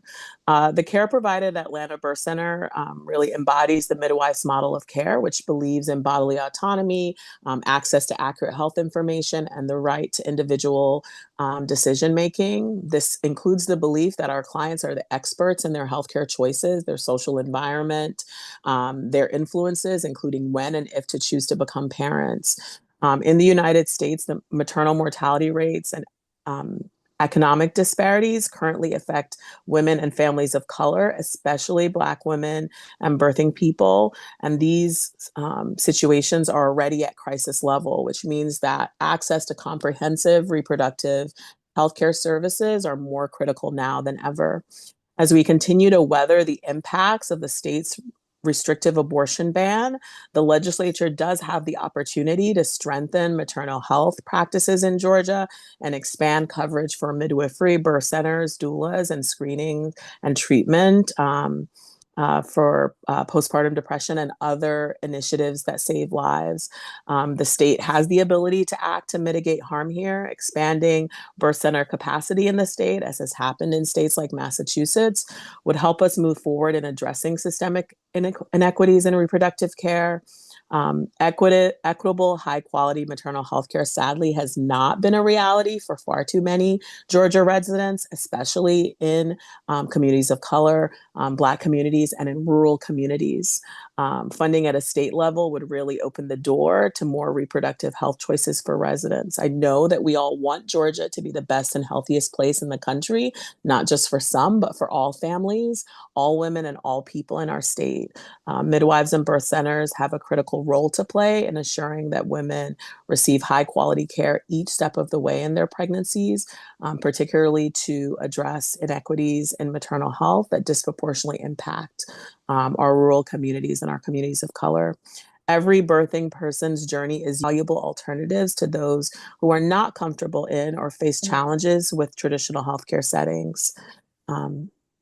By investing in birth centers and expanding access to midwifery care in the state, we can create more inclusive, accessible maternal health care systems for all. Thank you for your time. Thank you. Thank you very much. We have any questions? I wish I had seen your picture before I had to announce you because I know you very well, especially from midwives, because I've been working with y'all for many years. Thank you for the information. And again, like I've been telling everyone else, please send it to us. We're compiling testimonies and information. Is that okay? Dr. Tate? Okay. Thank you very much. Absolutely. All right. Goodbye. If Keisha Lance Bottoms and Representative Park Cannon are listening to us, we are ready for you in just a few minutes. Oh, there you are, Representative Cannon. Hi. We would like for you to give us some information. I know you have also had a hearing in the past on this issue. So at this time, can you put it up? Thank you. Thank you so much for everyone. My name is Park Cannon. I'm the Secretary of the House Democratic Caucus. I sit on the Health Committee in the House. I also sit on the Insurance Committee. Professionally, I am a doula, and I am proud to stand with Georgians and families who cannot carry pregnancies to term. I want to thank the Senate for being a safe haven today for this important conversation. I too, like many Georgians, have had a DNC. I then began working at a reproductive health clinic where they gave choices to Georgians. And now my office at the state capitol is a Plan B outpost. This means that Georgians can freely receive Plan B when they are on Capitol grounds with no questions asked. That includes Republicans, those who have voted for that party. That includes transgender Georgians and gender nonconforming folks who also face pregnancies, and also my elected colleagues from across the state.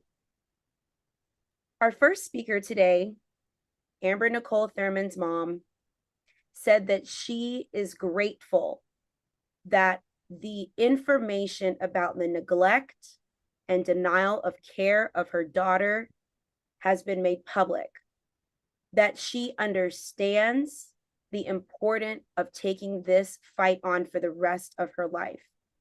And I want to thank her by submitting on record the report that the chair mentioned, which is a report authored by our office and 14 members of the House of the Maternal Mortality Committee of the Caucus in January 2024. This report is publicly accessible to anybody at any time at bit.ly/MMReportGA. That's bit.ly/MMReportGA. I will also make sure to submit it for the record so you have easy access to it. Thank you. The first thing I want to say, yes, Senator, thank you. The first thing No, I I want was to thanking say, you. Sorry. it's okay. I can read the body language in the room. We can see everybody. So Georgia, in Forbes's last healthcare rating report, was ranked dead last, literally received a 100 out of 100 for the worst healthcare cost and access in the United States. What that means is a number of statistics that I want to share. that Georgia ranks 42nd in the nation in child well-being. Georgia ranks 38th in the number of low birth weight babies. Georgia ranks 42nd in infant mortality. Georgia ranks 36th in the number of children born into poverty. Georgia ranks 43rd in the number of children living in a single parent home. Atlanta was ranked #1 city for sex trafficking by the FBI. Georgia ranked 4th in the new number of HIV cases.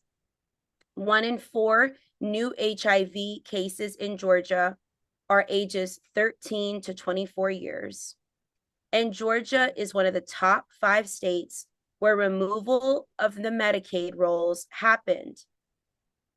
This means that we have all had to take a very particular focus in our legislative sessions on which bills we should put forward. And I am submitting to y'all a number of bills that we would like to see supported in the future by the public and by the Senate. Of course, we want to expand Medicaid to close the coverage gap, but we also want to extend the Georgia HART Rural Tax Credit Program. We want to sponsor a bill for Medicaid reimbursement of doulas. We would like to have a bill that is like House Bill 211 from 2021, House Bill 556 from 2023, which are pregnancy protection acts that allow for families to stay in the workforce as long as possible while pregnant. We would like a bill sponsored to create a child care trust fund for children ages 0 to 4. We currently need a multi-tiered cardiometabolic unit, and we need to deploy telecardiology across our state. We want to expand the pilot program for the coverage of child care workers, continue to address paid leave, and increase the perinatal workforce by including midwives and doulas and lactation consultants into hospital-based settings. To close today, I just want to thank everyone who testified today, and I want you to keep going towards justice. As we see this 3rd anniversary of the devastating Dobbs decision of the Supreme Court of the United States, we will not be deterred, because this report that we have authored includes a number of stakeholders, to include the Georgia Budget and Policy Institute, the Georgia Council, the Georgia Labor Council, the Reaching Our Sisters Everywhere, the American College of Nurse Midwives, SPA Doula, the Georgia OBGYN Society, PSI Georgia, the Urban League of Greater Atlanta, FAIR, the National Organization for Women, the state chapter of 9 to 5, New Georgia Project, Common Sense Childbirth, Sister Song, Mandela Midwifery, Healing Sacred Scars Foundation, 2 New York Times authors, Amplify Georgia Collaborative, and the Maternal Health Equity Center at the Morehouse School of Medicine. Thank you for having me today. Thank you very much for your presentation here. Is more than a testimony. Do we have any questions? None? None? Okay. Thank you. We would like to make sure that we get your written, what was the name of the book one more time? The presentation you say is available to all of us? It's the Maternal Mortality Report that was authored on January 11th, 2024 in the House, available at bit.ly/MMReportGA.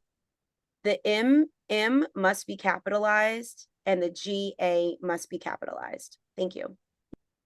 Thank you very much. We do have one question by our leader.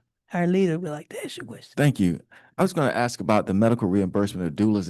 Is that because we're seeing more people use doulas now, or kind of go into why that would be effective and the need for that? Yes, there is a fiscal note out on the legislative measure that I did sponsor this past year, which would allow for Georgia Medicaid recipients to have a reimbursement of up to $1,000 for their doula services. And the goal is that that goes directly from the state to the provider. Those doulas would have to be certified and credentialed. So there is a lot of paperwork and tracking on these individuals. But doulas are evidence-based providers who provide emotional and physical support to pregnant families. They attend labor and delivery entirely, where, for example, a nurse will go in and out of the room and only come in when needed. A doula is there around the clock. And then doulas do postpartum care as well. I will also forward the fiscal note so that the committee can review. Thank you. Thank you. Is there anything else that you need to ask her, Senator? Thank you again, Leader. I appreciate you and look forward to continuing to work with you. You know, I'm working with midwives and all, so let me know. Some of the bills that you did hope that we would support are already authored and on files. So we have to pull them up and make sure that they do at least get a hearing, hopefully get passed. Thank you very much. Okay, our next speaker is Miss Gail Gardner. Hi. And did anyone else sign up? Because I don't see any other signatures. Thank you. Afternoon. I believe Good I met afternoon. you at the when my Cameroonian family came for Kings and Queens Day. I do think you believe dropped in our so. room. It was good to see you. Thank you. And to the well, it's not morning anymore. We're So not you're a having afternoon. Cameroonian. My DNA is from Cameroon. So that's Mine is they did a day Nigerian. at the I Capitol. did my DNA too, but That's anyway. good. Thank you for being here. I know how busy you are. Yes. So thank you very much for. Thank you. Yes. Thank you, sir. I am really excited about being here. Good afternoon to all of you and to those who are attending this meeting. My name is Gail Gardner, and I represent the Georgia branch of the National Organization for Women. I am I'm relatively new resident to Georgia, where some of my family resides and where some of my ancestors lived and are buried. Prior to moving here, I lived in Florida for 46 years. I'm a New York City rat, but at the same time, I've always been involved in this type of move and push with the grassroots as part of my calling. I understand I am also the namesake of the rape kit tracking system in Florida, Gale's Law, in which won unanimously. And I stay in and out of this Capitol building for sexual assault awareness, and also to press anything in that affects us as a people, and sexually or birth-wise, violence against women. Also, I am here to support in making women making their own decisions about pregnancy. I can tell you that they call me from Florida, and I even have people in Orlando, and Georgia as well, about young people who are pregnant, and they're pregnant by a relative. And so now we're talking about laws, yeah. Incest. And I partner with some other organizations like RAIN and the others regarding these laws. They cannot get an abortion. They don't want to get an abortion. They not only don't want to go to jail, they don't want anybody even to know. And we're talking about young people. You'll also find that during the pandemic days, there were quite a number of children who were left home with relatives they shouldn't have been left home with. So this is very crucial, and it's in my heart especially that this next generation, I believe in leaving the legacy with my age group, baby boomers, that we must leave something for the next generation. And you millennials sitting around, I'm so glad to see you, because I plan to work hard to getting you in the seats that will be available in these elections. I'm here to support the women in making their own decisions about pregnancy. Being pro-choice means I respect others' choices, even if I don't understand them personally. Over 50 years ago, I faced a difficult situation that led to emotional torment. My mother's choice involved a clothes hanger, and my baby is now 62 years old. 20 years later, I chose not to bring another child into the world due to a dysfunctional relationship. That abortion occurred at a well-known New York City hospital 44 years ago during the second trimester. These decisions might be viewed unfavorable by some, yet they were my own choices as I was aware of the potential consequences of not making them. The key term here is choice. I made a unilateral decision, which was necessary at the time. The U.S. Constitution was created for individuals who voluntarily came to this country. My ancestors did not. And therefore, we've had to protect and fight ever since to keep our freedom and to make our own choices, especially about our families and our roots. I am very much a part of being able to see this as not only about choice, but also making sure that even in human trafficking, and you'll find that they're not only taking the women, the young women and the young kids, but even older women to keep them from to keep them handling those who are younger as a mother of some sort in those situations. Who are they taking? They're taking young people who can be impregnated, and therefore there is no right to abortion. It is said that this country was built on Christian principles, and we know that he who's given us, created us to make choices, to choose, to have our own choice about what we want to do with our bodies. We must be careful not to work above our pay grade. We understand that government might be concerned, but they cannot tell us what to do with our bodies. I am very much against that, and I believe that we can make those decisions. We are told all the time that you know your body. Okay, if that's the truth, and if you know that, then I should be able to know what to do with it and when. And my choice may not be favorable, but it must be done if I choose to do it.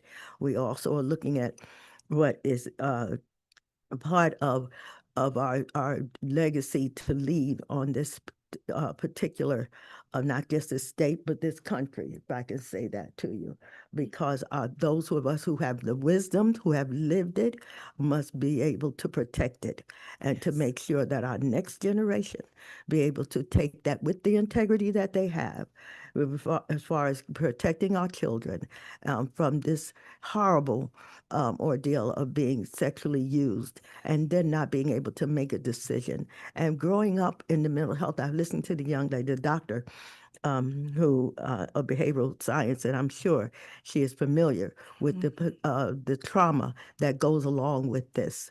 And then you're talking about not having an abortion, that's double trauma. So my concern right now is for those who are having this issue, especially women of color, families that are dealing with this. The whole family deals with it, and being able to fight for them on their behalf, and that we do not have this curse following us where we can't even make a decision for ourselves regarding the choices that we make for our bodies and our young people. Thank you. Thank you. Thank you. Any questions? We appreciate your testimony. Thank you. And we will stay in touch with you. I appreciate that. Thank you. Okay. Jackson, do we have anyone else holding on Zoom for speaking? Okay. Thank you. I know that former mayor of Atlanta, Keisha Lance Bottoms, wanted to come and speak, but she had another engagement. She was trying to get back here to speak to us today because she is actually going to be doing part of the funeral of a young woman who had a C-section finally. She'd been brain dead for a while here in Georgia. And she had all the details she was going to share with us this morning. So this is happening. It's all too real now. Yes, it is. And people are dying. And then if you are brain dead, it's terrible that you have to carry a fetus. And I'm not, they wanted her to carry it all 9 months, but by the time the baby got 6 months, then the courts, everybody start tuning in, and they finally allowed a C-section. And the baby is struggling right now. So we're going to, we didn't have any more, correct? Nobody. So we're gonna close at this time. And each person on the committee will have an opportunity to give a closing statement. Go ahead. Starting with our vice chair, Senator. I wanted to just first start by thanking everybody who shared testimony today, not just testimony, but really your stories and your lived experience. So whether you came as a parent, a medical professional, a patient, an attorney, or just somebody in the community who cares about this issue, I want to emphasize that your words really matter. Your words have reminded us that behind every law are real people and real families and real decisions. And so though we really have heard stories of heartbreak, resilience, and I'd add bravery, we've heard about the impossible choices faced in exam rooms and living rooms, and we've been reminded that the most personal health decisions should not be made by politicians, but by doctors alongside of their patients. I think for us as policymakers, we really do have a responsibility to listen, not just to the loudest voices, but to those lived experiences. And today that has meant listening to women who've had their dignity, their autonomy, and their safety compromised by this ban. So I just want to conclude by saying I found today's testimony powerful. And for me, it was a call to conscience. And I've heard it. And I hope that my colleagues, not just the ones sitting right here next to me, but my colleagues who were not in this room, who may later learn about what we've all just heard, I hope that they also hear it. Thank you. Thank you very much. And Senator. Thank you, Madam Chair. First of all, thank you all for coming in and giving your time today to come and talk to us, to share your stories. I know sometimes, it is really hard to hear. It's hard for you all to kind of rehash these stories, but thank you for coming in and telling us and sharing with us. And let's not overlook as to why we're even having this hearing. And it is the tragedy of the application of a very restrictive abortion ban bill and using a young woman basically as a human incubator is a force. It's always been a forced pregnancy bill, and this particular situation with Ms. Smith really highlights how we are taking and removing the rights of women, the rights of their families to make their own healthcare choices. Politicians should have no involvement in what is medically sound and listening to doctors. And that has always been one of our key arguments of the restrictive abortion ban bill. My heart goes out to her family. Now we see kind of what has been decided. And even that I find horrific. The decision that has been made, and I know, some emergency procedure was decided that needed to be done, but I don't think that using a young woman's body in this way that is brain dead with some concerns about even an outcome of having a healthy child, if that's what those that support this abortion ban intended, there's some questions there. And I don't feel like this was really what the bill intended. It could not have been, this is what we mean. This is how extreme those that support an abortion ban bill like Georgia's bill. This is how extreme it can get, and it's frankly disgusting. I just want to say, you know, and I want to reiterate what my colleague Senator Lucas was saying. I think when we have the opportunity to repeal this law, we will. Give us the numbers. Give us one of the chambers. I think that's probably going to be number one, and number two will be Medicaid expansion. That was two things we talked about here today. But we do need the power of the people to help us, so that we can get the numbers and the support we need, so we can protect women and protect families, because that's ultimately what we're talking about. But thank you all for coming today, and just know that we're here. We're just ready. We're just ready to push the button and repeal. But thank you all. Thank you. As I continue to, Mayor, say your name. Oh, Everybody say your name. yeah, y'all know me by now. Senator Nikki Merritt. I represent the 9th in Gwinnett County. Because they taking notes out here. Go ahead. Senator Wick. and I'm Senator Wicks. I represent Clayton and Fayette County. And as I echo my colleagues, I want to say thank you. Thank you for telling your story. And as a freshman legislator, this is one of the reasons why I ran for office. And your vote does matter, but I just want to continue to champion legislation for against the abortion ban bill. So thank you for telling your story, and thank you for serving our country. And I sentiment with you, and as a 30-year Army veteran, that's what I did. I make sure that I supported my soldiers. So again, thank you so much.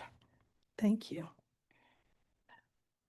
Well, once again, thank y'all so much for coming in and sharing your stories. I'm Senator Rashawn Kemp and represent the 38th District, a portion of Fulton County. I just want to reiterate the fact that our Attorney General was invited to be here today and chose not to be here. And my belief is that if you support a law that is impacting women the way that it is, you should have the responsibility to sit here and hear these stories of Sawyer. Thank you so much for sharing this story, Casey, and all of your stories. It is heartbreaking to see what our state is doing to women. We are getting ready to have a funeral for a mom who is being forced to carry a child, even though her doctors declared her dead. And I think that it is a neglect for our Attorney General to not be here in the wake of such tragedy happening in our state. So I just want to thank you all so much for your stories. And also, I firmly believe that if we're going to continue to do harmful legislation that is impacting women, we need to do something to impact men. And so I plan to introduce some legislation in the next session to do just that. Furthermore, we are an anniversary of Roe v. Wade being overturned, and I think it's very fitting that we had this hearing today. So I just want to thank you, Chairwoman, for holding this hearing and for allowing women to share their stories today. So thank you. Thank you. Thank you, Chairwoman. I'm State Senator Nabila Islam Parks. I represent the 7th District in Gwinnett County. Again, I want to thank everyone for being here, for being vulnerable and sharing your stories and the facts of the situation. We had Amber Nicole Thurman, who received delayed care from the hospital because they were unsure of how to take care of her, and she died on the operating table after having care delayed for over 20 hours. We had Candy Miller, who was afraid to go to a doctor when she had when she was doing a self-managed abortion, and she could have prevented, her death could have been prevented, but because of abortion laws, she was too scared to seek care because she was a fear of prosecution.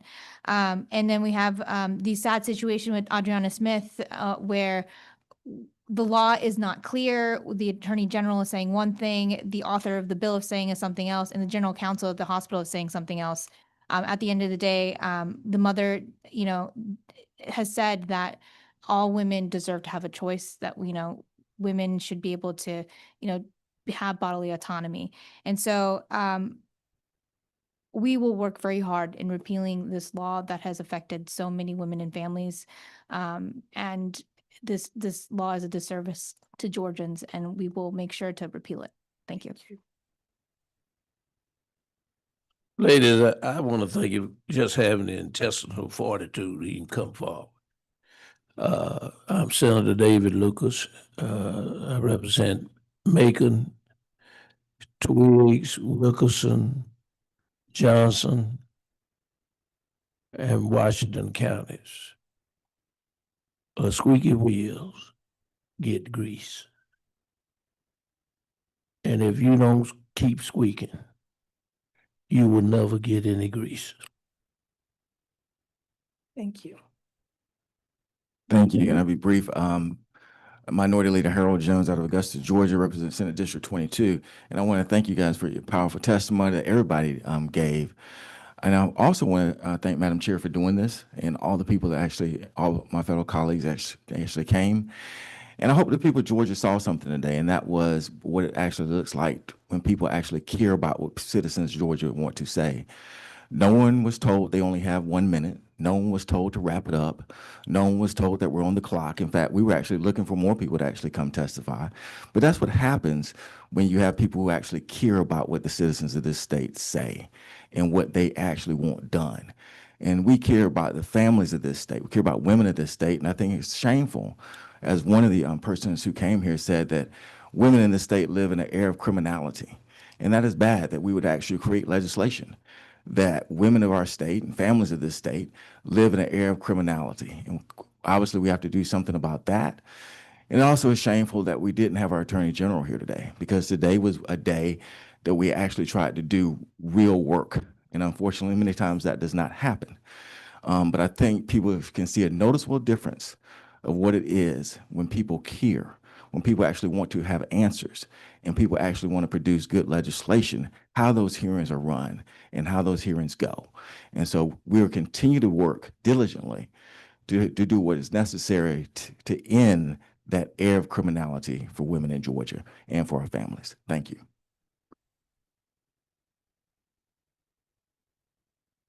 And I am Donzella James, Senator of District 28.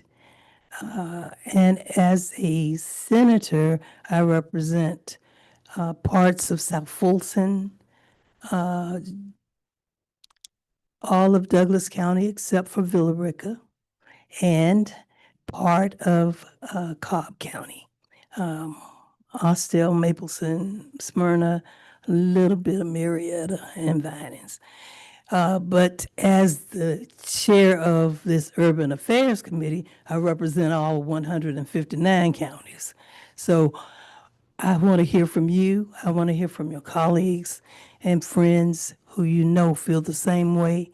And the legislation that I've heard from Representative Parks and from many of my colleagues here on this panel needs you. As a former educator, I was perplexed when I came to the legislature and found out that they were making bills and never taught. Some of them never went to public school or anything. And I just sat there and listened to some of the absurd things they were putting in the law. So if you want it done right, go to the people who would be the ones who have to use this law. And definitely, this law would never have passed had they come to the women of Georgia. So thank you for being here today. And hopefully this is not the last time I'll be talking to you, because I'll be there to help support good legislation. So thank you very much, everyone. And we are adjourned.